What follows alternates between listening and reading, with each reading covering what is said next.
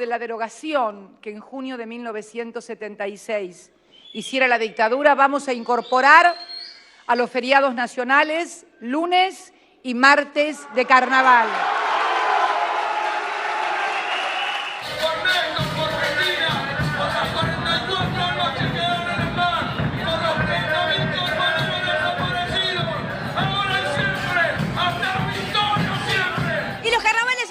Son alegría, son emoción, son fiesta y han vuelto a las calles de la ciudad de Buenos Aires. Aquí, en pleno barrio de Boedo, detrás de mí pueden ver cómo está la murga sonando con todo.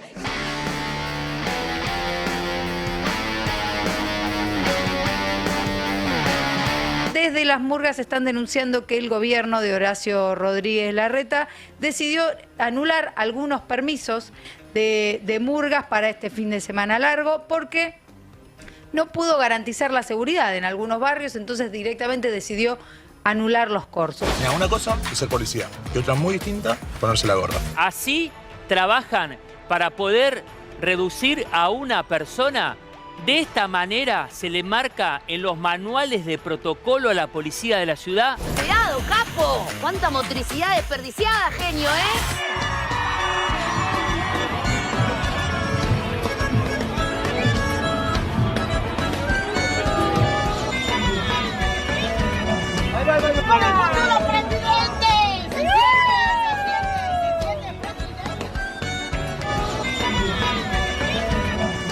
Hola, ¿qué tal? ¿Cómo andan? ¿Qué dicen? Aquí estamos haciendo Desiguales. Bienvenidas, bienvenidos. Y feliz carnaval, che. Y feliz carnaval, lo venimos diciendo. Me hubiese encantado quedarme festejándolo, ¿no? Sí. En otro lugar, había que trabajar. Pero lo festejaste y está muy bien. Sí, claro.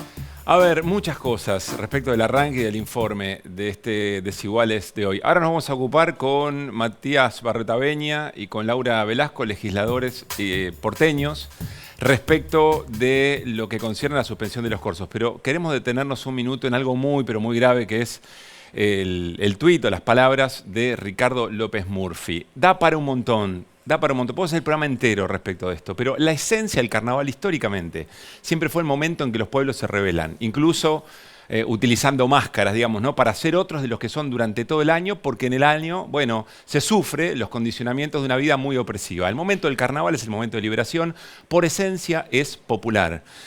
Pero lo grave de lo de López Murphy, además ese postdata negacionista, lo grave es que él arranca, no sé si podemos poner, le pido al director si podemos volver a poner aquí en el wall, si podemos poner el tuit de López Murphy, porque él arranca tratando de congraciarse con un sector de la ciudadanía a la que, bueno, no le gusta que se corten las calles, que se complique el tránsito, etcétera, etcétera, digamos, ¿no? Pero la verdadera razón la expresa sobre el final de su tuit, cuando dice que en realidad las murgas lo que hacen es bajar línea. Miren esto. Son un gasto superfluo. Bueno, el tema de la guita de ¿qué hacen con la nuestra? Digamos, ¿no? Un mantra tremendo. Cortan las calles, molestan a vecinos y como si fuera poco, esto es lo que a López Murphy y a la derecha le molesta.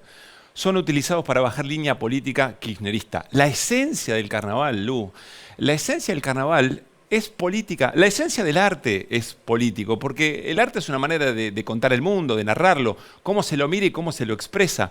Piensen o pensemos juntos y juntas, ¿qué pasaría si los estados no sostendrían con políticas públicas eventos artísticos?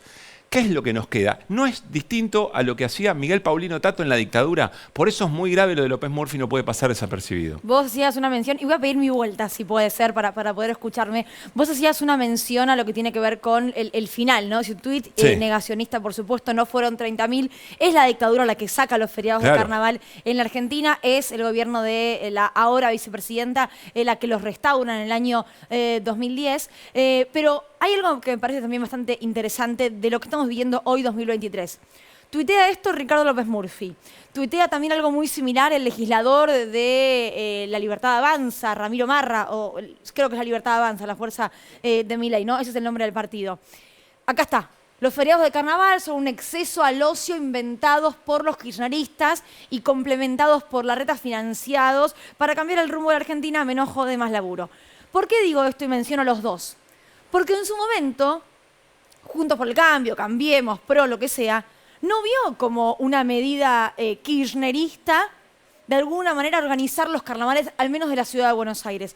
De hecho, si uno piensa de acá a 2010, que cuando vuelve ese feriado, no existía la organización porteña que hay ahora, con escenarios, con cortes programados, con anuncios incluso de dónde va a ser cada una de las murgas, porque son principalmente murgas las que se ven en la ciudad. Ahora, 2023, con un mundo y una Argentina girando a la derecha, no está tan bueno, ¿eh? Lo que hicimos hace unos años para quedar bien, para ganar votos, o porque honestamente creíamos que era lo mejor, ahora hay un sector nuestro propio que nos dice, che, esto no está tan bueno. Eso para observar.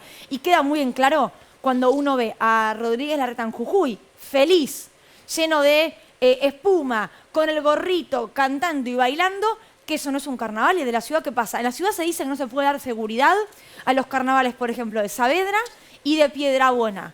Si en la ciudad de Buenos Aires, cuando hay feriado, cuando no hay clases, cuando hay muchísima gente que se fue incluso de la ciudad, está bastante vacía estos días la ciudad de Buenos Aires, no se puede brindar seguridad, la pregunta es ¿cuándo y dónde? Si no se puede acá, no se puede en ningún lado. Y qué selectivo, por otra parte. Cierro con esto, pero insisto, es un tema que me apasiona, el de la cultura y su mirada, y el hecho de creer que el arte no conlleva a la política. Estos sectores de la derecha antidemocrática que representa Ricardo López Murphy, les encantaría que estas expresiones populares, las murgas, todo lo que ocurre, las distintas maneras de festejar el carnaval en todo el país, hablaran bien de las cosas que han hecho, ¿no? Difícil que le ocurra eso a alguien que no supo durar 48 horas como ministro porque lo sacaron a manguerazos por las políticas que llevaba adelante. Si pudieran les encantaría, pero no va a pasar porque la esencia del carnaval es una esencia de rebeldía y en general los pueblos se rebelan contra las cosas que los oprimen. Vamos con nuestros compañeros. Dale. ¿Sabes que yo bailaba mucho en la adolescencia? Me había pintado por la murga. No sé por Mirá qué. vos. Sí. Iba mucho a los cortos. A mi fiesta de 15 fueron los Magos de Saavedra, quiero decir esto. Fue Muy una bien. sorpresa de mi mamá. Me llevó a la murga a mi fiesta de 15. Los mismos que ahora no le dan seguridad para poder hacer el carnaval. Muy cumple de 15 Bueno, en tu de Trujillo, cumpleaños ¿no? la seguridad estaba garantizada por lo menos. Sí, no. Aparte, imagínense cuando llega, yo emocioné. Mi vieja, que nunca había ido a una murga en su vida, pero me trajo la murga porque a mí me gustaba ir. Qué bien me cae tu vieja, Bailaba. por otra Me dijo, ¿vos te gustaba la murga? Acá tenés la murga, querida. Bueno, ¿murguean ustedes? No. No, me pasa algo con López Murphy y es que para ser provocador tenés que ser ocurrente. Si no son las dos cosas, te quedás a mitad de camino con esa provocación ridícula. Y después con lo de Ramiro Marra, yo llevo adelante una batalla personal contra el país que lo saca laburando y toda la cosa del laburo. Yo conozco personas que laburan 15 horas por día desde hace 40 años y siguen viviendo en la misma casa y tal vez cada vez viven peor. Por lo cual, evidentemente, solo laburar no es la solución a nada. De hecho, si me preguntás a mí, yo diría más joda, menos laburo. Pero eso es Está muy bien. un terreno Coincido, personal. Pero no sabes 100%, digo, volviendo al tuit de Ramiro Marra, ¿por qué menos joda y más laburo? ¿Cuántas vidas tenés? Y la vida la tenés corta, acotada, para pasarla bien, ¿no? Para pasarla laburando, y cuyo fruto del laburo, que lo dice alguien que trabaja 16 horas por día, Claro. el fruto, Néstor, que no duermen casi. claro, el fruto del trabajo debería ser el goce.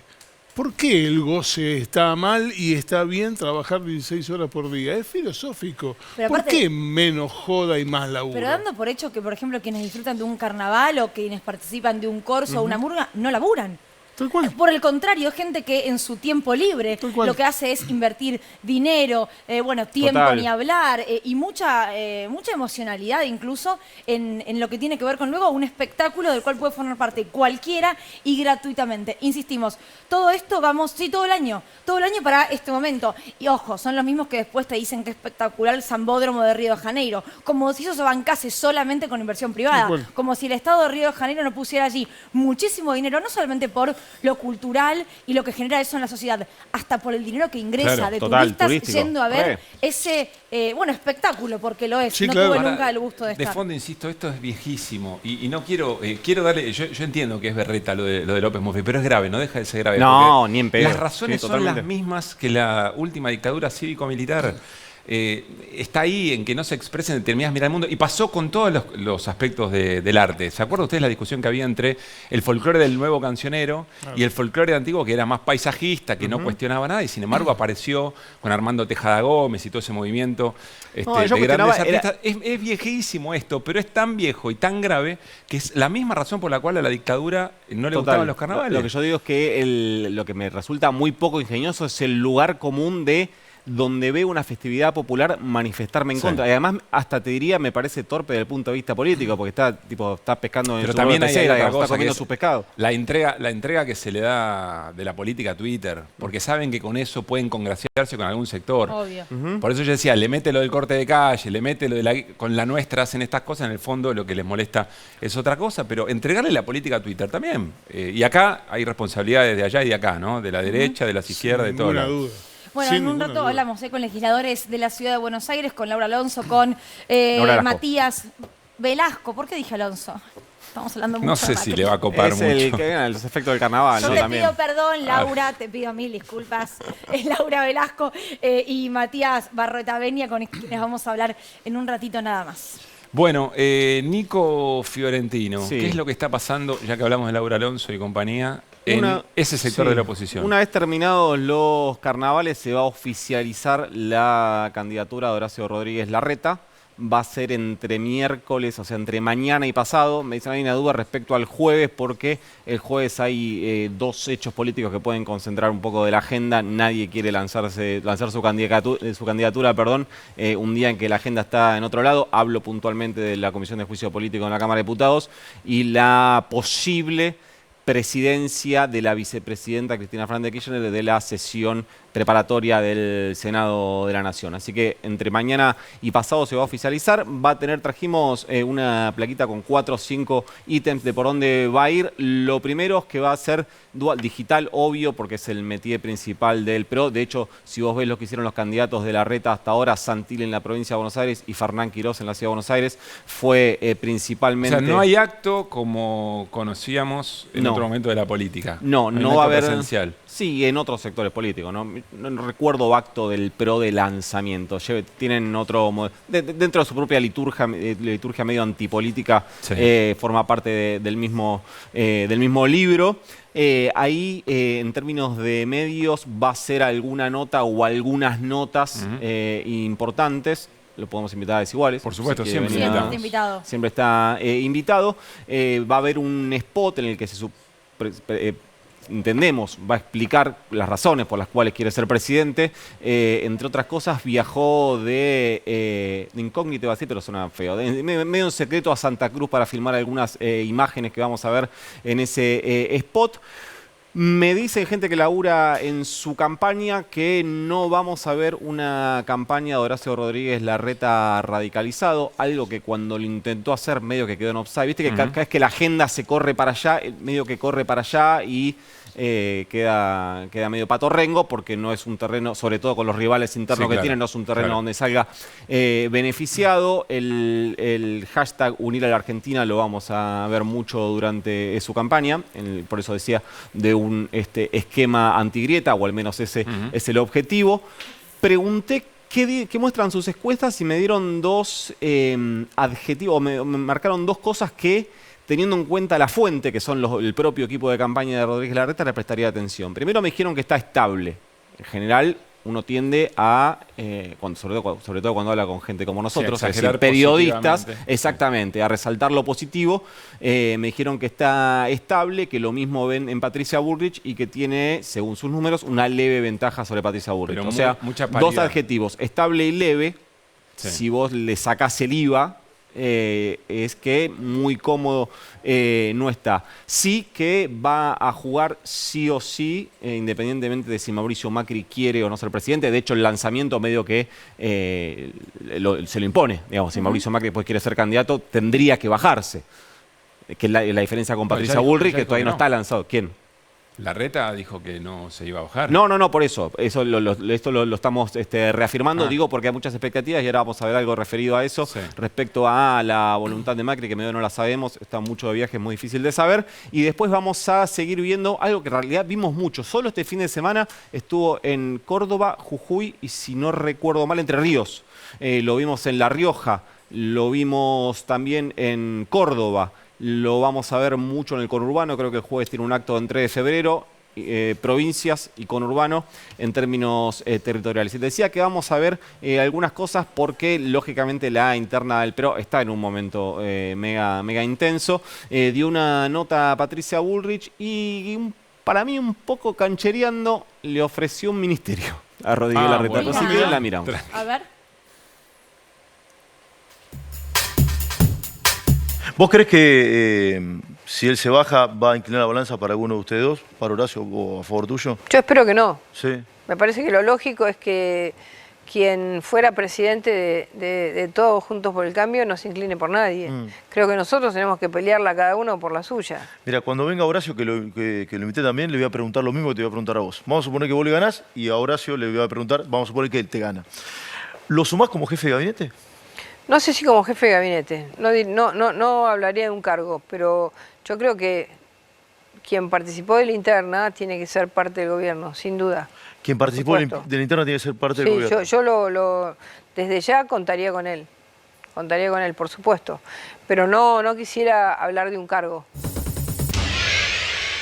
Bueno, Un día podemos jugar a ver qué ministerio le daría a Patricia Bullrich a Rodríguez Larreta, nos divertiríamos mucho. Decía que queda una tercera figura dentro del PRO que también quiere ser candidata, es María Eugenia Vidal. Ay, Mañana no llega ni un escalón, María Eugenia Vidal, ¿o no? me está un poco desinflada. Hay que decirle que está un poco desinflada, tampoco es que los demás están muy inflados, pero digo, para mí, está hablando María Eugenia Vidal, mañana estrena Oficinas /Búnker. Tiene unas ganas tremendas. Sí, otra vez en la zona de Retiro, donde en algún momento... Perdón, también... ¿hay un acto de estreno de oficinas? No. Ah. No hay acto. No, pero hay uno armado. Ahí recordemos que son oficinas que van a estar a cargo de Darío Nieto, su jefe de campaña, que es el ex secretario privado. ¿De qué se ríen? Porque nos hacen chistes por acá. Claro, ¿y yo para qué hablo? Nos preguntaban si es una base militar o algo por el estilo. No, son oficinas que tengo entendido que... Sí, fue Pablo García el que lo dijo. El propietario creo que es un legislador de la Ciudad de Buenos Aires. Ahora después les voy a preguntar a los legisladores que tenemos acá. Y es la única, por lo menos, es la única hasta acá que sí condiciona su candidatura a los deseos de Mauricio Macri, y lo decía de esta manera. Yo ya he dicho públicamente que si compitiera, si me lanzara la candidatura, competiría con Horacio, con Patricia, no con Mauricio, porque siento que Mauricio fue el que empezó todo. Hace 20 años armamos el PRO y él nos dio el espacio para crecer a todos. Entonces siento que él tiene un liderazgo por encima de los demás. Además de decir esto, dijo, voy a esperar a ver lo que Mauricio decía. ¿Puedo preguntar? Puede preguntar. Esta declaración no está condicionándole, marcándole la cancha a Patricia y a Horacio. Ellos también crecieron al amparo del espacio que abrió Mauricio. Yo te lo doy vuelta, te diría que la presencia de María Eugenia Vidal como todavía candidata activa, independientemente de sus posibilidades, es una marcada de cancha de Macri a Bullrich y a Larreta. Ajá. Le pone el prensa, le dice tenés que... Bueno, no sé si le dice lo que tiene que decir, pero sí que esté ahí, ¿no? Como exactamente, como guardándote la carta, como te guardas el +4 en el 1. ¿viste? Y a priori, por lo que decías antes de lo desinflado, había risas por ahí. Respecto de cumplo múltiples tareas. Sí. Soy periodista, soy humorista. Respecto de lo desinflado, Vidal necesita mucho más de Macri que lo que necesitan Bullrich y Larreta. Sí, ¿no? Sí, y Bullrich también lo necesita mucho. Bien. Pero pará, porque ahí puede haber una lectura de que Macri finalmente va a jugar y yo voy a ser la segunda de él y vamos a salir a la cancha a ver quién más compite. Bueno. Yo no conozco persona que hable con Macri. La propuesta. No conozco persona que hable con Macri, yo no hablo con Macri, no tengo la posibilidad. No conozco persona que hable con Macri que me diga que lo ve con ganas de ser candidato. Pregunta, no para responder ahora, pero para ir contestando. Es difícil ser candidato de Europa también, ¿no? En el caso de Juntos por el Cambio, sea Larreta o sea Bullrich, ¿el candidato o la candidata es el proyecto? No, porque por empezar son proyectos distintos, ¿sí? O por lo menos se presentan. ¿De verdad? No, yo creo que son el mismo proyecto, pero creo que se presentan como proyectos distintos, lo cual automáticamente te condiciona la campaña. Bien, buena respuesta. Si vos querés mostrar modelos distintos, si vos querés decir yo no soy lo mismo que Bullrich, tenés que mostrar cosas distintas, aunque a partir del 10 de diciembre tu plan sea una fotocopia del plan de Bullrich. Recordamos lo que decía Luli, está invitado el jefe de gobierno porteño, muchas veces lo hemos hecho para venir a Desiguales a charlar y debatir. Hay que bancarse. El expresidente también. Sí, hay que bancarse repreguntas, digamos. Las mismas que les hacemos a los dirigentes del oficialismo y de todo. Sí, bueno, si conocen Desiguales saben cómo es la dinámica, sí, tampoco a nadie se lo ataca. Pero bueno, yo aviso. Bueno. ¿Vamos al living? Vamos. Dale.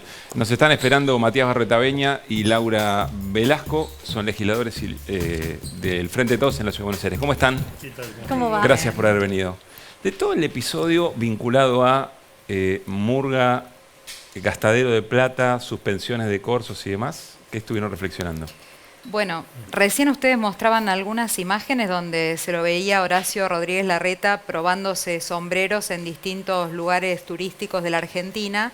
Entre otros lugares estuvo en el Festival de la Chaya y estuvo también en los carnavales de Entre Ríos. Y allí felicitó, ¿no?, que todo el año se estuviera trabajando y de pronto luego se llevara adelante esa festividad de la cultura popular. Sin embargo, en la Ciudad de Buenos Aires nos encontramos con la situación de corsos que se han prohibido simplemente por no poder garantizar la seguridad, ¿no? Ese es el motivo, digamos, que da el gobierno porteño, ¿no? No tenemos policía como para garantizar la seguridad. Sí, ahí, a ver, yo creo que primero una cosita con lo que decían recién, digo, porque esto, lo de Larreta diciendo, no, vengo a unir a los argentinos o vengo a antigrieta, y digo, ahí mismo en el tuit de López Murphy figuraba, pero también es una constante en todas las últimas comunicaciones, donde ellos plantean unir a los argentinos sin el kirchnerismo, ¿no? El kirchnerismo es el culpable de la muerte de la mujer policía el otro día en la estación del subte. El kirchnerismo es el culpable de las 70% dice Larreta. Larreta habla del acuerdo claro, con el 70%. Pero es como si en algún lugar, no sé, los republicanos dijeran a Estados Unidos, vamos a hacer la unidad de Estados Unidos, pero sin los demócratas. O en Uruguay dijeran, lo vamos a hacer sin el Frente Amplio. Eso no es la unidad. O sea, alguien que sacó el 54% de los votos, que es la principal fuerza opositora y demás, es un discurso ridículo por donde se lo planteen, pero además muy peligroso. Porque digo, esto de señalar al kirchnerismo permanentemente como el culpable de todo, que va acompañado de un conjunto de odiadores en las redes señalando que tienen que desaparecer, que hay que aniquilarlos. Me parece que, o sea, con este corrimiento a la derecha, además se está haciendo un señalamiento de un sector político que es peligrosísimo en la Argentina, y mucho más cuando lo hace un ministro de Seguridad, que hoy está de licencia y que tenemos una situación absolutamente desbordada. O sea, este comunicado del subsecretario diciendo que no pueden brindar la seguridad, junto con otra funcionaria que tiene un título que es que cuida el paisaje urbano, algo así, que no lo estaría haciendo en la ciudad, diciendo que no pueden garantizar la seguridad de dos corsos. O sea, tienen una fuerza de seguridad con un presupuesto extraordinario, con una cantidad de policías por cuadra superior a cualquier ciudad del mundo, Matías, y dicen que no pueden garantizar la seguridad. Con todas las críticas que podamos tener del gobierno de Larreta, no se ha manifestado ni en contra de los carnavales, ni augura su prohibición, ni nada que se le parezca. En general ha facilitado el desarrollo. Más o menos, mira. ¿Por qué más o menos? Yo el sábado pasado estuve justamente con una iniciativa que es Nocturnidades Libres y Seguras, que es que haya corsos sin acoso, que no haya violencia, que no haya, los pibes no terminen a las piñas y las pibas no estén mal. Y justamente, ¿no?, tiene que ver con cómo concientizamos, con cómo generamos otra forma del disfrute que garantice el que estemos bien. El gobierno de la Ciudad de Buenos Aires, allí en ese corso que yo visité y que estuve compartiendo con vecinas y vecinos, que es el de Parque Chacabuco, sí, los vecinos nos decían, el año pasado lo hacíamos en un cruce de calles, en el medio del barrio, bueno, ahora nos llevan, nos meten adentro del parque en el anfiteatro, ¿no? Y en verdad, conversando con la gente de las murgas, del corso, nos decían que hubo muchas restricciones que ahora se terminan de expresar en la prohibición de algunos los corsos. puntos, claro. Exacto, de Lugano, en Piedrabuena, que justamente la causa que ellos dan es el otro día la represión que tuvieron los vecinos que protestaban por la falta de agua y de electricidad. O sea, como me cortaron la calle por no tener luz por 4 días, que nadie culpaba a Larreta por el corte del suministro de luz, sino por no dar una solución, como por ejemplo llevar un camión cisterna o acompañar, exactamente. No les pusieron el corso. Es así, y después en el caso de los corsos de Saavedra, que son de los más emblemáticos, que son parte de la cultura popular desde hace muchos años, de alguna manera lo que hacen es, por una parte, este gesto de la dictadura, ¿no?, de restringir los corsos, de restringir el carnaval, pero por otra, expresar esta imposibilidad que tienen de garantizar mínimamente la seguridad con un ministro que hoy tenemos licenciado, pero que tuitea para chicanear con el gobierno nacional, como lo hizo el otro día después de la muerte de la policía. Horacio Rodríguez Larreta saliendo a decir, tenemos la ciudad más segura de Latinoamérica, sin embargo, es la única jurisdicción del país que no le da ningún dato al Sistema Nacional de Información Criminal. Es decir, y fue el día siguiente de que había muerto una niña por la balacera en las cercanías del barrio Ilia de la 1114, ¿no? Del Bajo Flores. Entonces, la verdad es que suceden todos los días hechos de gran preocupación para la ciudadanía en la ciudad de Buenos Aires y no se hace cargo hoy un área porque no tiene un ministro. Horacio Rodríguez Larreta sale a decir cifras que son incomprobables. Es una preocupación grande porque, digo, es un territorio del de la ciudad de Buenos Aires restringido, con una población de 3 millones de habitantes desde hace muchos años, y sin embargo, bueno, con un presupuesto que este año va a ser de 2 billones de pesos, no puede garantizar el buen vivir de la población como se quiere proyectar el plano nacional. ¿Es un problema presupuestario, Matías, o tiene que ver con el abordaje respecto del tema de seguridad? A ver, acá ellos tienen un gobierno que es... ¿Viste las redes sociales que la gente usa Instagram? Y muchas veces uno conoce a las personas y ve que se arman como una vida falsa donde aparentan algo que creen que al resto quieren ver. Bueno, el gobierno de Larreta es exactamente igual. O sea, él se va a Jujuy, aparenta que disfruta del carnaval y la realidad es que lo viene financiando todos los años. Lo mismo pasa con la seguridad y lo mismo pasa con el resto de las cuestiones. Que tienen que ver para mí con una falsa idea de que gestiona bien. La verdad es que no creo que gestione bien. Si uno piensa en la ciudad de Buenos Aires, ¿cuáles son los principales problemas de una ciudad como la de Buenos Aires? Que es una ciudad de 200 kilómetros cuadrados, que tiene resuelto muchos de los problemas desde la transferencia de nación, ¿no? Heredó el sistema de salud nacional, tiene pavimentado salvo algunos barrios vulnerables. ¿Ellos qué hicieron? Barrios vulnerables duplicaron la población. Lo agarraron en 2007 con 150.000 personas, hoy son 300.000. Residuos sólidos urbanos, uno de los problemas más serios de todas las ciudades. La basura, digamos. La basura se sigue enterrando en el conurbano. Van y lo tiran, hacen campañas de Ciudad Verde y no hay separación de residuos. No se resuelve ese problema. Movilidad. Subte, es la primera vez que no tenemos ni un metro de subte construido. Hay líneas planificadas. En una gestión. Hay una ley. En 4 años de gestión es la primera vez que no hay una estación de subte construida. No, a ver, en la historia de la ciudad, más o menos, de cuando tiene subte, siempre hubo un avance en términos de construcción. Para alguna construcción La última en proceso. fue la que terminó, fue la H, ¿no? La que va por abajo de Pueyrredón, que esa venía de los gobiernos anteriores. Y después la A, que era de Nación, la extensión. Pero las otras que tiene que hacer, que están en la ley, no hizo ninguna. Y si uno mira Chile, si uno mira cualquier ciudad del mundo, hay 20 kilómetros, 25, 30 programados y acá nada. Digo, entonces no tiene una buena gestión y tiene recursos extraordinarios. Esa cifra que decía Laura es similar a la que tiene en Barcelona o París, multiplica por una enorme cantidad de recursos lo que tiene cualquier provincia de la Argentina y mucho más los partidos del conurbano con los que a veces pretenden compararse. Claro. Bueno, y pienso en las escuelas, ¿no? Por ejemplo, porque ahora están por arrancar las clases, Total. el tema de las vacantes, el tema de las viandas escolares y todo el conflicto que hubo en torno a eso. ¿Hay alguna novedad con respecto a esa situación? Mira, las vacantes el año pasado empezaron las clases con 57.000 vacantes que no se habían cubierto. Este año no tenemos mejor expectativa. Después una parte de eso se relocaliza, pero ubicando a los estudiantes lejos de su lugar de residencia, ¿no? Y fundamentalmente en lo que es educación inicial, sigue habiendo una enorme cantidad de decenas de vacantes que están faltando, siendo que la Constitución de la Ciudad de Buenos Aires dice que desde los 45 días deberían cubrir la vacante. Y después la desigualdad educativa, ¿no? Muchísimas escuelas secundarias y escuelas primarias de jornada completa que faltan en el sur de la ciudad. Todos los parámetros educativos son desiguales justamente en el sur, donde tanto lo que es la terminalidad educativa, la repitencia, todas las cifras son más complejas. Y justamente la semana pasada presentábamos en la legislatura porteña un informe vinculado a la malnutrición infantil y decía que la Ciudad de Buenos Aires entre los 6 y los 10 años la edad de la escolaridad primaria tiene un 61% de pibas de los barrios populares que están malnutridos.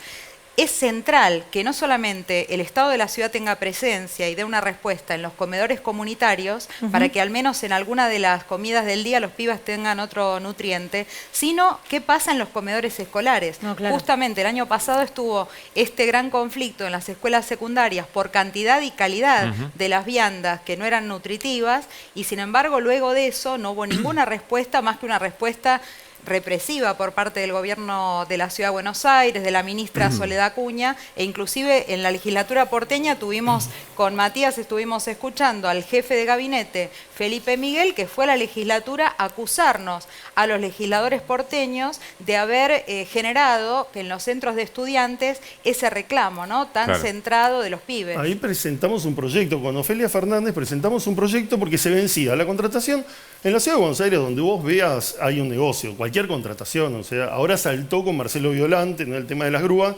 Nosotros logramos tirar para atrás una concesión escandalosa, que pagaban un canon de 55.000 pesos por mes y se llevaban 500 millones por año. ¿Cómo? ¿Anual o mensual era el canon de los 50.000? Mensual.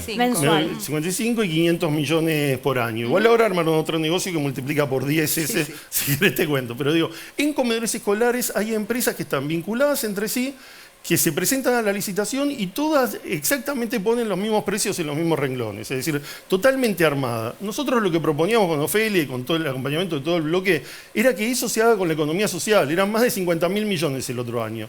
Que sean...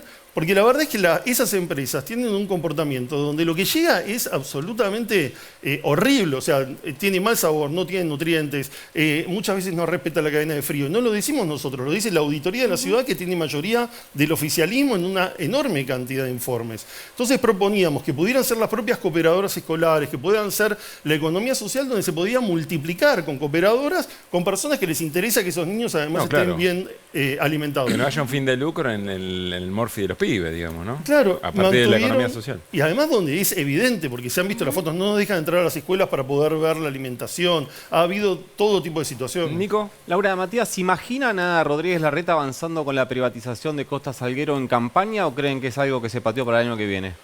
A ver, la lógica del gobierno del PRO desde el 2007 para acá, y antes lo hacían con el grupo Macri desde el 83 para acá, es la privatización de espacios públicos. Privatizaron cerca de 500 hectáreas en la ciudad de Buenos Aires, de esas cerca de 150 las vendieron. Cuando Macri fue presidente, lo hicieron también con las tierras de Nación, y dentro de eso uno de los aspectos en los que avanzaron fue Costa Salguero. En el caso de Costa Salguero, ellos lo que hicieron fue aprobar la nueva normativa. Porque ellos avanzaron con querer venderla. Esa venta quedó trabada en la justicia. ¿Por qué? Porque tiene un problema, que es que lo definieron como de dominio privado cuando es de dominio público. Recordemos que ahí había una concesión que había hecho Nación en el menemismo totalmente irregular, una empresa. Telemetrics cobraba un canon, pagaba un canon, pongámosle de 100, se daba vuelta y le cobraba 10.000 a todos los que tenían ahí un boliche. Era un negocio redondo. Donde históricamente estuvo el búnker del PRO en las campañas. Siempre, permanentemente vinculados a ellos. Cuando eso se droga, nosotros presentamos un proyecto que era, hagamos un gran parque que se llame Diego Armando Maradona. Ellos dijeron que no, que eso no se podía hacer y demás, y fueron a la privatización, que es construir edificios, una barrera de edificios que... ¿Otra vez? Ahí en Costa Salguero. Ya cambiaron la norma y ya tienen autorizada esa barrera de edificios. Lo que le falta es que el Tribunal Superior de la Ciudad, que tiene 5 miembros, de los cuales 3 son casi afiliados macristas, les autorice para avanzar. No lo está haciendo porque le entraron las balas. Es decir, nosotros la verdad hicimos una movilización muy importante, todos los sectores, sobre todo los jóvenes vinculados a las cuestiones ambientales, EcoJao, Jóvenes por el Clima y demás, salieron a la calle y juntamos 50.000 firmas para evitar que se haga una consulta popular. Entonces lo que está haciendo es trampa, lo que está haciendo es habilitar la parte de la cancha de golf, la va a inaugurar en la campaña como si fuese un parque, y una vez que llegue a ser presidente va a construir los edificios. Néstor. No, quería volver un segundo al tema educativo, porque estamos en los umbrales del inicio de un nuevo ciclo lectivo y el tema vacantes, el tema de la priorización de la educación ha sido siempre un tema de debate en la capital federal. ¿Se construyeron en el último periodo de gobierno nuevas escuelas en la capital federal? No, no se construyeron. De hecho, el presupuesto educativo en las gestiones de Macri primero y luego de Larreta ya bajó más de 10 puntos. Y la realidad que ellos siempre hablan de 53 escuelas que no están en ningún lado, porque en verdad algunas escuelas de las que ellos mencionan son escuelas que se han mejorado, que se han cambiado de un lugar a otro, ¿no? Recordemos, por ejemplo, el caso de la escuela infantil que estaba en el Hospital Ramos Mejía, que hubo una gran movilización de la comunidad hospitalaria también, de trabajadoras y trabajadores de la salud. Finalmente la llevaron a otro lugar donde se tenía que construir una escuela infantil, con lo cual no aumentó la cantidad de vacantes, no se dio respuesta. Y por otro lado, en lo que es educación inicial en la Ciudad de Buenos Aires, hay una falta de vacantes enorme, y por otra parte hay una parte de la población infantil que está en los centros de primera infancia, que de hecho hay un proyecto de mi autoría, dependen de desarrollo social. social, deberían depender de educación, deberían hoy ya estar integrados en el Ministerio de Educación de la Ciudad de Buenos Aires, que tendría que tener realmente, con los presupuestos que tiene la ciudad, bueno, la posibilidad de dar respuesta a esta demanda tan fuerte que además particularmente implica una desventaja muy grande para las mujeres trabajadoras, que son las que mayormente nos hacemos cargo de las tareas de cuidado de los niños, ¿no? El problema de la educación en la Ciudad de Buenos Aires realmente es muy grave e inclusive no se ha avanzado en cuestiones muy básicas como es el boleto educativo para la población adulta, para la población universitaria, ¿no? Tenemos esa realidad. Laura, Matías, muchas gracias por haber venido. No, muchísimas gracias. Gracias a ustedes. Bueno, ¿nos vamos a la mesa? Vamos. Dale, en este caso, encontrarnos con Néstor. Para un tema que hay que prestarle especial atención. A ver, Néstor, te escuchamos. A ver, la Cámara de lo Contencioso Administrativo acaba de resolver extender una medida cautelar que le permite a un retirado de las Fuerzas Armadas no pagar el impuesto a las ganancias. Tiene una cautelar que se estira. Una medida cautelar. Sí. El planteo fue concretamente de un... Vamos a ver ahora qué es lo que reclamaba su ex comodoro. Vamos a preservar su nombre porque aquí estamos hablando de cuestiones que tienen que ver con una faceta personal. Es una persona de 69 años de edad, con problemas de diabetes, que tenía en junio del año pasado un sueldo que se le veía sensiblemente disminuido por el descuento del impuesto a las ganancias, pero también por otros descuentos que tiene esa jubilación, que es un régimen especial que tienen las Fuerzas Armadas. Vamos a ver la primera de los recortes de ese periodo. Mira, ahí tiene que ver concretamente con el carácter alimentario que plantea uno de estos, que plantea este recorte, que dice, vea, yo acá te estoy aportando, además de lo que ya aporté durante mi etapa activa, sigo aportando el 11% y además de eso tengo otros recortes. En consecuencia, a mí me afecta la naturaleza de supervivencia y pido que no me recorten, que no me descuenten el impuesto a las ganancias. La justicia en lo contencioso administrativo le da la razón, le concede la cautelar. Vamos a ver en el segundo recorte del expediente judicial por qué le da esa cuestión. Y le dice concretamente que lo que le han retenido es inconstitucional porque el impuesto a las ganancias ha sido en detrimento de su nivel de vida. Es decir, plantea la discusión de fondo. Plantea que el trabajo no es ganancia, ni el activo ni el pasivo. Y tiene cierta lógica porque en la tercera de las placas vamos a ver el recibo de sueldo, el recibo previsional. Acá es cuando le hacen lugar a la apelación intentada por el accionante, cuando le extienden el plazo que tiene que ver concretamente con superar los 6 meses. El impuesto a las ganancias le detrae a este señor 44.000, o le detraía en junio, 44.649 pesos con 58. Hay otros ítems que le van recortando y que hacen que un sueldo bruto que era de 334.704 pesos tenga descuentos por 228.487 y lo que le queda como salario eran 106.000 pesos 200. Pero Néstor, ahí veo, por ejemplo, que 70.000 pesos son para un seguro de vida, que es muchísimo más que lo que está pagando por impuesto a las ganancias. Hay también una obra social, si no leo mal, digo, el impuesto a las ganancias, en comparación con toda la deducción, te diría que es hasta menor. Exactamente eso es lo que estamos contando. Que el impuesto a las ganancias, en comparación con lo que le saca 228.500 pesos mes por mes, es apenas el 44.600 pesos. De todo eso que le detraen, el único impuesto que le suspenden es el impuesto a las ganancias. Y esto se podría hacer extensivo, según lo que dice la medida cautelar, a todo el colectivo, hacer una acción de clase para que todo el colectivo dejara de pagar el impuesto a las ganancias. Todos los exmilitares, decís vos, o militares retirados. Todos los exmilitares que estuvieran en las mismas condiciones de este señor, que tuvieran un descuento que le afectara su naturaleza alimentaria. Para resumirlo, de todo lo que le descuentan, el único que la justicia le paró fue el impuesto a las ganancias. Y esto se podría hacer extensivo a otros casos. En este en particular tenía un vencimiento de 6 meses. El hombre fue y dijo, bueno, si me lo descuentan en 6 meses voy a estar en la misma situación que estaba 6 meses atrás. Y le dijeron, ¿sabe qué, señor? Tiene razón. Entonces se lo extendieron. ¿Hasta cuándo? Hasta que esté el final, hasta que haya una decisión de fondo respecto de si ese descuento es válido o no. ¿Cuánto puede durar eso? En promedio entre 2 y 3 años. Tu invitación o tu alerta es, más allá del caso particular, cómo puede esto extenderse y generar claro, el precedente, porque ahí una lo que decisión dice... el debate de fondo. Y además hay un debate de fondo que es si el trabajo puede o no ser considerado el salario. Tal cual. ¿Qué decía, Nico? No, que decía que en términos de jurisprudencia, si se extendiese el concepto de que un impuesto es constitucional porque afecta la calidad de vida de unas personas, digo que todo impuesto afecta la calidad de una persona, independientemente cuánto ganes. Digo, si vos ganás, no sé, 900.000 pesos por mes y pagás 100.000 de ganancias, más allá de después discutamos si es justo o no es justo cuánto debe pagar una persona que gana 900.000 pesos, indefectiblemente afecta tu calidad de vida, aunque sea pasará de excelente a muy buena. Claro, ¿cómo fijas el criterio? Claro. ¿no? Bueno, alertas entonces. ¿A dónde vamos, Lu? Al living, porque estamos con Fortunato Malimachi para charlar, es sociólogo, es investigador, especialista en religiones. ¿Cómo estás, Fortunato? Hola, Fortunato. Gracias ¿Cómo estás? por haber venido.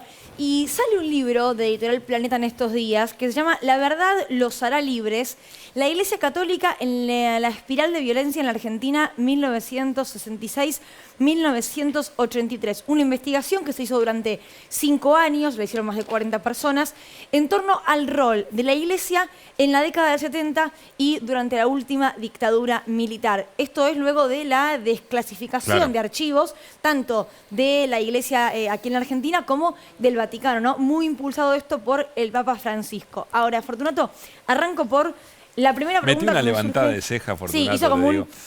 hizo con la manito así Eso, mientras contaba. ¿Eso qué significa? Eso significa que la institución Iglesia Católica ha decidido llamar a un grupo de expertos de la propia Universidad Católica para que analicen qué hicieron los obispos en la época de la dictadura. Sobre eso hay bastante escrito en Argentina, nuestro equipo de investigación ha producido muchísimo, muchos otros colegas también, tratando justamente de mostrar que esa participación de la Iglesia Católica es una participación muy importante, dado el peso que tiene la Iglesia Católica, no solo para el carnaval, no solo para la educación en la ciudad de Buenos Aires, donde más del 50% es privada, sino que tuvo un peso importante en esa dictadura, tan importante que una de las grandes crisis que tiene hoy la Iglesia Católica es tratar de decir qué hicimos en la época de la dictadura, a qué se debió esa complicidad, esa legitimidad, esa presencia tan fuerte acompañando a las dictaduras. Bueno, ya anticipan, uno de los autores al menos, que no va a haber información sobre la suerte o el destino final de los desaparecidos en este libro, en estos 3 tomos, sino sobre qué hizo la Iglesia ante los pedidos de ayuda de familiares y las gestiones que le solicitaban. Lo que ellos dicen es, no hay información en los archivos sobre lo que pasó con los desaparecidos. La Iglesia no lo sabía en un punto. Bueno, ahí tenemos un grave problema otra vez. Si uno investiga es la Iglesia. Ahí la Iglesia son los obispos, pero los que fueron asesinados fueron miles de dirigentes cristianos, cientos de sacerdotes y religiosas y dirigentes, y a su vez obispos. En todos esos, yo no los leí los tomos, habrá que esperar los 3, a menos en las declaraciones que hicieron, no aparecen las víctimas como el eje central del análisis de lo que pasó en la dictadura. Es cierto que la Iglesia, que la institución tiene que hacerlo porque, bueno, en Argentina el tema de verdad, memoria y justicia es fuerte, el 24 de marzo nuevamente vamos a salir a la calle, y aparece muy fuerte, insisto, la complicidad de la Iglesia Católica. Y cuando uno dice la Iglesia, de los obispos, pero no solo de los obispos, de sacerdotes, de movimientos, de grupos. Ahora, el documento nos dice, no va a haber muchos documentos nuevos. A mí me llamó la atención cuando leía, porque varias veces fuimos a solicitar a Roma, a la conferencia, al propio gobierno, a los gobiernos, que queremos conocer esos documentos. Bien, si vuelven a aparecer, si aparecen, bienvenidos sean, dice que va a ser el tomo 2, de tratar de conocerlos, ver. Ahora, los documentos solo no alcanzan. ¿Qué más falta? faltan los testigos, los testimonios. Fíjense los juicios que se hizo en Argentina, si fuera solo por documentos. La víctima tiene que ser central a la hora de comprender un proceso histórico. Me parece que falta eso, falta una mirada mucho más amplia. Se vuelve a hablar de reconciliación. En el caso de la Argentina, ustedes saben, la palabra reconciliación tiene mala prensa. Con buenas razones. Con muy buenas razones, porque espero que salga en esos estudios que los colegas hacen. ¿Recuerdan ustedes el día que se va la dictadura? Viñone le entrega a la Conferencia Episcopal Argentina la autoamnistía y la Conferencia Episcopal lo recibe. Y después tendrán que darnos también mucha información. Por ejemplo, ¿por qué nunca recibieron a los organismos de derechos humanos? Y lo recibían a Videla, a Macera, a Martínez de Oz. Si vos recorres... A ver, Fortunato, ¿cuánto riesgo ves de que este trabajo sea un lavarle la cara para sacarse un poco el peso que la Iglesia tiene en la complicidad con la dictadura? Es posible, pero es muy arriesgado. Porque ahora oficialmente van a tener que decir por qué hicieron lo que hicieron. Algunos van un poco más lejos. Yo leí simplemente las entrevistas que se hicieron. Uno dice, y el gran problema es el marxismo y el comunismo fue. Y esto sí que me parece interesante. ¿El gran problema de qué? Perdón. El gran problema por el cual apoyaron a la dictadura era que el marxismo estaba metido no solo en la sociedad, sino en la propia Iglesia, que el comunismo nos acechaba como país y entonces complicidad con las Fuerzas Armadas había que realizarlo. Ahora esto no es nuevo. Ahí dice que pero ese es el argumento de la dictadura. ¿Eh? ¿Es el argumento de la dictadura? Pero obvio. ¿Y qué otro argumento van a usar? Ya la tapa del libro, ya ese periodo de espiral de violencia que arranca en 1966, ya fija una fecha que es por lo menos más amplia del periodo sobre el cual se está cuestionando. Y lo que venimos investigando en Argentina, sobre todo, para comprender cómo fue ese vínculo tan estrecho de militares, Fuerzas Armadas, Poder Judicial y otros grupos de poder, hay que empezar con el golpe del 30. Los radicales los tiraron abajo justamente también grupos religiosos. Y raro bueno, ni que hablar del 55. ¿No? Y por supuesto el 55. Los aviones decían Cristo vence. Bueno, la marcha de Corpus Christi anterior había la sido el marcha motivo. de Corpus Christi, Cristo vence, después la quema de las iglesias. Digo, ahí hay algo. Fíjate vos que recién se supo con Néstor Kirchner y el gobierno los 352 personas que habían sido asesinadas con esos bombardeos, porque no se pudo hacer, dado que la dictadura del 55 le siguió la del 66 y le siguió la del 76. Ahora vos decías recién, yo te preguntaba si había un riesgo de que esto es una lavada de cara, un intento de lavada de cara, y vos decís, sí, pero muy arriesgado. ¿Por qué muy arriesgado? Y es muy arriesgado si lo fuera, ¿no? Porque parten de la idea de que hay que dar a conocer lo que pasó. Entonces se supone que tienen que abrir documentos. En Abuelas, en un momento, me llamaron a colaborar, gran parte, eran los documentos que el episcopado y en Roma tenían en relación a los detenidos desaparecidos. Y fuimos a ver a varios obispos con las madres y las abuelas, y todos dijeron, no tenemos nada. De aquella época no pasó nada. Pero eso qué año fue más o menos. Esto lo hicimos, habrá sido... para el 2014, recuerdo cuando fue el Mundial que Messi y el equipo salió, también se hizo a pedido. Entonces mandaron una serie de recortes de diarios y numerosas cartas, miles de cartas, que te muestra la mayoría de las personas tenían uno de esos lugares a confiar, para ellos era la Iglesia Católica. Claro. Sea una orden, sea la Acción Católica, sea un obispo, sea una parroquia. Entonces vos las ves, cientos y cientos. Y la respuesta que se da está hecha casi en stencil. Se dice, vamos a averiguar qué es lo que pasó. Ahora, ¿hay buena voluntad en un punto, por ejemplo, del Papa Francisco desclasificando archivos del Vaticano cuando llega en 2013 y de también la Iglesia Argentina? Digo, ¿hay una intención, al menos por parte de algún sector de la Iglesia, de conocer realmente lo que se sabía? Espero que lo hagan. De todas maneras, te pueden decir, están cerrados 70 años. Los que escriben dicen, nos dieron la particularidad de poder verlos. Ojalá que se abra a todos los que investigamos estos temas. Las reuniones que tenían los obispos semanalmente porque con la lo que dictadura te dan militar. ahora es masticado, digamos, no te dan el archivo puntual. yo espero que nos den el archivo original. El propio Estado argentino tiene que hacerlo. No te olvides que había, y sigue habiendo, secretario de culto, secretaría de culto, embajador argentino en la Santa Sede y el nuncio apostólico aquí. Bueno, todos esos documentos, ojalá que los podamos ver, mostrar, y ahí veremos. Yo creo que lo importante, me parece, es ver cómo esa institución, Iglesia Católica, en sus diversos espacios culturales, movimientos, colegios, organizaciones nacionales e internacionales, legitimó esa argentinidad que había que construirla juntos. Y no solo legitimó, sino que colaboró. Y no solo legitimó y colaboró, sino que hasta el día de hoy, déjeme decirle, los sacerdotes denunciados, acusados, y el caso típico es von Bernich, sigue siendo sacerdote. En el caso yo soy de Bahía Blanca, sacerdote Vara, un sacerdote que iba a los campos de concentración, los campos clandestinos, y después le pasaba los datos a los militares. ¿Nunca lo expulsaron de la iglesia? Pero no solo nunca lo Estaba en la base Puerto Belgrano, ¿no? No, era en Bahía Blanca, en la escuelita. No solo, sino que con un grupo de colegas logramos investigar, hacerle un seguimiento. Ese sacerdote estaba en el Paraguay. ¿Y sabes qué pasaba con ese sacerdote? Recibía una jubilación. No le descontarían ganancia. Recibía la jubilación, que saben que le corresponde a algunos, y otros de distinta manera. Fuimos a ver al arzobispo de Bahía Blanca y él nos dijo, no sé nada.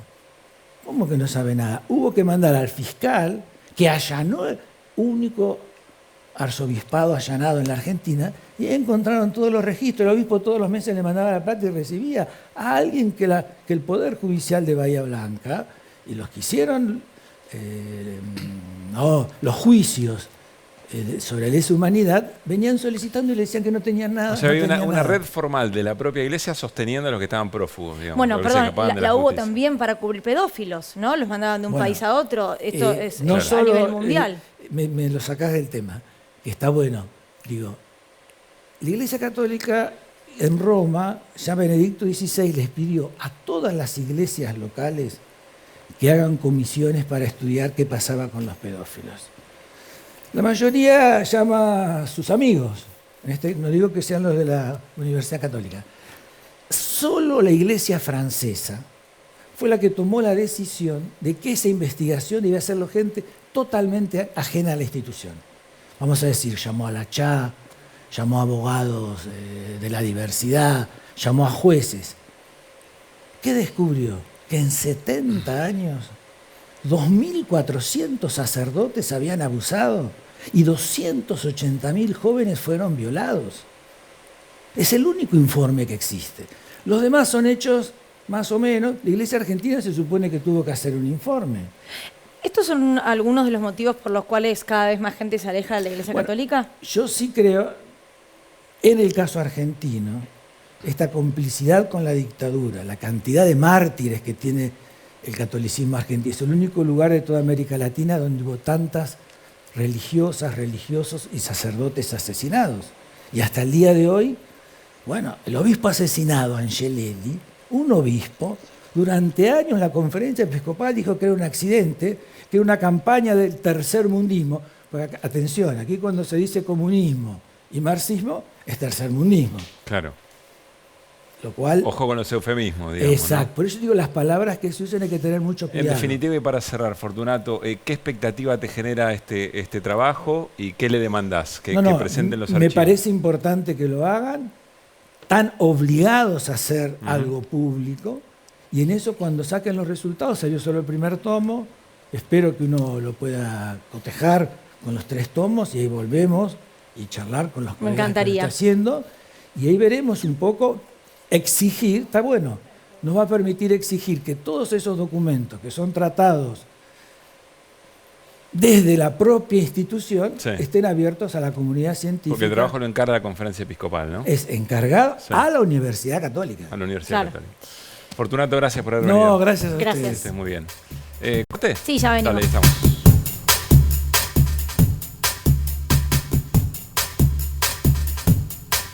Último minuto de desiguales. Así Termina es. el fin de semana largo. Atención con lo que tiene que ver con la vuelta a casa de hoy. Las rutas del Ya país estuvo deben muy- estar. muy bravo, Ayer sí. ya estaba bravo, te digo que tardé bastante desde Mar del Plata. Hoy va a estar un poquito peor, así que seguramente muchos llegando por esta hora a su vivienda, arrancando una semana corta, no la nuestra. ¿Está mal un consejo supremo que diga, se fuera un fin de semana largo, quienes nos quedamos en la ciudad de Buenos Aires decidimos, che, por ahí estamos bien así? ¿No? Se No es cierran las mala idea puertas. esa, ¿Eh? No es mala bajaste? idea. Sí, me está hundiendo. Dije, está envejeciendo muy rápido, dije Bueno. yo. Gracias, yo también te quiero. Se está como encogiendo, dije mi compañero. Está bien. ¿Estás cómodo? No, Néstor, vos con esa barba estás mejor que nunca. No, Yo te eso lo es dije. verdad. Eso es verdad. Bueno, nos vamos. Mañana, 8 de la noche, nos reencontramos. Sí. Juega Huracán mañana. Copa Libertadores en Uruguay. Vos tenés, Yo digo que es el tema del día. tenés algún prurito. Yo ¿Con me acuerdo qué? que vos dijiste, ojo, que lo que estamos haciendo bien en el campeonato no nos distraiga la Copa Libertadores. Me acuerdo del tema. Pero quiero entrar a la fase de grupos para cobrar plata. Ahora te gusta. Porque esto es para entrar a la fase de grupos. Huracán Sí. está intentando entrar a la Es fase un de gran grupos. año Huracán, Y ¿eh? cobra mucha guita en dólares, así que es el objetivo. Muy bien. ¿Viste? Te lo expliqué. Candidatazo Aquí un Huracán, ¿eh? Gran ¿Estás candidato. quemándome? No. Sí, estás quemándome. Chao, hasta mañana.